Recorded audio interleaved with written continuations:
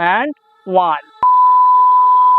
Guys, তোমরা তো প্রায় সকলেই মুভিতে কিংবা কার্টুনেতে আলাদিনের প্রদীপ দেখেছো। সেখানে কি হতো, প্রদীপটাকে ঘষলেই কিন্তু সেখান থেকে বেরিয়ে আসতো জিনি। আর ওই রকমই রয়েছে আমাদের কাছে একটা বোতল, যার ভিতরে কিন্তু রয়েছে জিনি। চলো সেটা তোমাদেরকে দেখাই, বাট এই বোতলটা আমরা কোথা থেকে পেলাম সেটা আগে দেখা যাক। আমার কাছে ছিল একটা বস্তা, আর যার মধ্যে ছিল অনেক কিছু ভাঙাচোরা পুরাতন জিনিসপত্র, আর সেগুলো ঘাঁটতে ঘাঁটতেই এই জিনিসটা হঠাৎ করে চোখের সামনে বেরিয়ে আসে।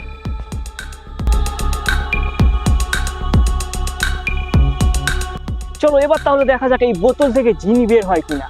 তো রেডি, 3, 2 অ্যান্ড 1। ওয়াও, দেখুন কিভাবে এই বোতল থেকে জিনি বেরিয়ে এলো।